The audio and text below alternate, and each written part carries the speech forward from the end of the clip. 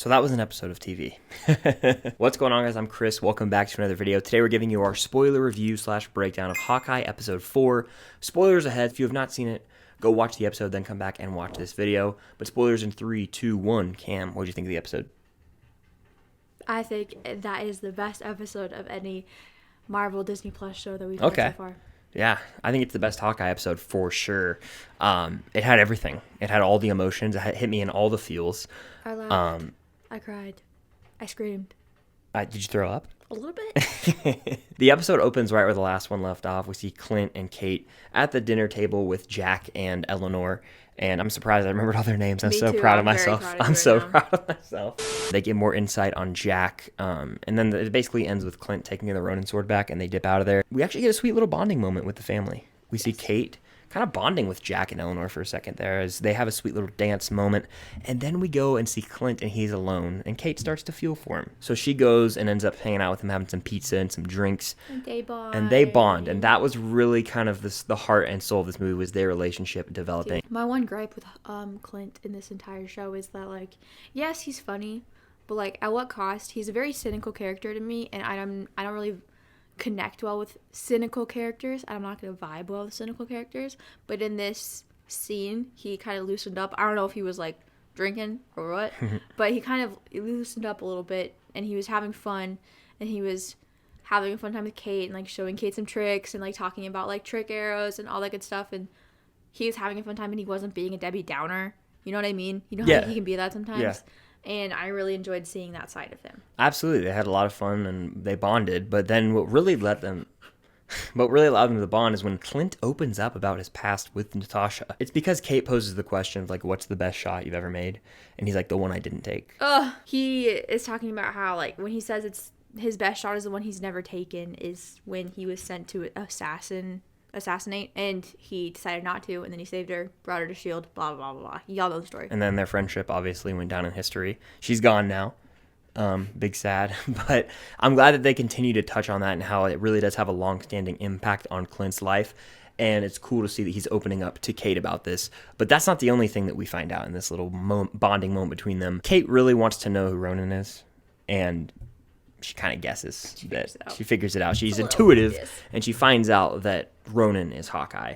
And Hawkeye goes into this whole story about how everyone dealt with the blip differently, and that was kind of his way. He kept doing what he was good at, in a way.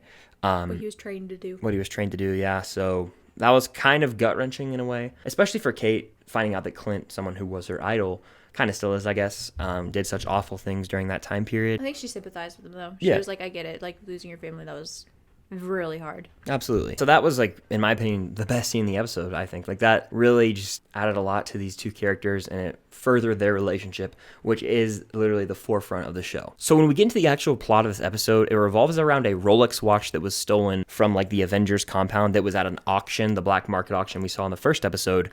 And it really means a lot to Clint. Apparently it belonged to one of his former, like, co-workers or friends. We don't really know who it is. I was trying to think who it is, because he said something about the identity being lost, like the identity's ruined. The only person I could think of that's still alive is Bruce Banner. I'm interested to see what that entails, but they have this little plan to go try and find it because they do have a tracker on it. There's a really funny bit where Kate, like, walks in the elevator and she's talking to some stranger, and I thought that was comedic. Kate's really funny. Like, she's slept on. She's funny. She's very funny. Yeah, she's relatable, like, because she just has that sense of humor, kind of like that was present in the movie Shang-Chi. So big fan of that. So she goes into an apartment, finds a watch, and there's like a notepad with a bunch of notes about Clint's family. And I was like, oh my gosh, is that Yelena taking notes? And then it's actually Maya, aka Echo. She busts in and starts fighting Kate. Simultaneously, Hawkeye, who's watching this from the other rooftop, is fighting a mysterious figure who's wearing a black suit and has some, like, night vision goggles on. And we're like, Yelena, right? Well, I like how they set it up, because there's a great moment where Kate's like, Echo's here, and Hawkeye's like, yeah, I know. And she's like, okay, well, why didn't you tell me? And he's like, I'm busy fighting her. And Kate's like, no, I'm pretty sure I'm fighting her. Yeah. And then he's like, well, then who the hell am I fighting? And then you're like, ah, who is it? Yelena. Yes. Cam actually found this out a while ago. We can literally go back to the footage. I was ahead of the curve a long time ago. A long time ago before anybody else. Thank you very much. Yeah, she did kind of point it out a while back, so kudos, Cam. So yeah, we find out it's Yelena, but honestly, before we see a face reveal, we actually see she's using the little widow tech, the red stuff. Widow bites. Even before you see the widow bites, there's like moments where I think she's fighting Echo maybe, and she does like moves almost identical to what she does in Black Widow, I'm like that fighting pattern. Oh, if I know Yelena, that is her. And then you see her use the red widow bites, and you're like, oh my god, it's her. She takes her mask off, and you see the back of her head. When she turns around, chills.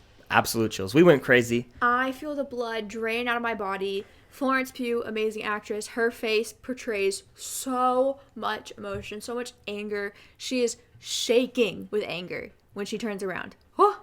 Bloodthirsty, hell-bent on revenge, as she thinks Clint is responsible for the death of Nat. So I'm interested to see how that kind of evolves for the rest of the show. For a brief moment, they're fighting, and Kate ends up flying off the building, and they try and parallel like the moment in Endgame, in my opinion, if you really listen to the score, as there's a shot of Hawkeye, and it looks like he's looking down just like when Nat falls on Vormir, and it's playing the score, and it's like, oh, he caught her this time. I thought it was like an interesting parallel, kind of calling back to the little bonding moment they had earlier where he reveals information about their relationship. Yelena jumps off the roof at the very end after she reveals her face, and then we see Clint. Very good acting performance, honestly, because the emotions he portrayed was really great. When he was like, this just got way more serious than it was before. Someone sent a widow after us. He doesn't know that Nat has a sister. He would have said that's Nat's sister. Yep. He just knows that she's a widow. And so he's like, this shit just got real. Kate, you cannot be here anymore. So he basically like disbands the group, disbands the partnership. Yeah. And he's like, Kate, go home. Which is sad. And we know that she's not going to do that. Obviously, we see shots of them coming back, and there's still 2 episodes left. So yeah. They're still going to keep on fighting together, but the stakes are the highest they've been. Hawkeye is in deep shit right now. Yelena is revealed to be in the show, and all eyes are pointing to Kingpin face reveal coming soon, so that should be a pretty big moment. Kingpin next episode, I'm feeling it. Yeah, especially with Jack being the CEO of a company that money launders for the tracksuits. Yeah, I think the next episode is going to be the Christmas party that Eleanor mentioned.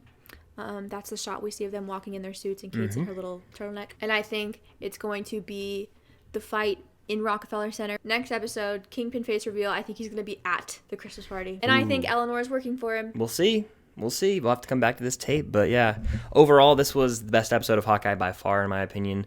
It was quick and to the point, short and sweet, one might say. It had those emotional character building moments, but at the same time, it had some pretty awesome fight scenes at the end. It progressed the story, in my opinion, very well. It is the best of this, and arguably the best from the MCU Disney Plus catalog. But that's going to do it for our spoiler review of Hawkeye Episode 4. Thank you guys for watching. Hit that like button. Comment your spoiler thoughts in the comments down below. Predictions for the next 2 episodes. What's your favorite episode so far? Let us know all that and more in the comments. Follow Cam and subscribe to her. All social medias are linked down below. Thank you guys for watching. See you next week for No Way Home and Episode 5 of Hawkeye. Peace.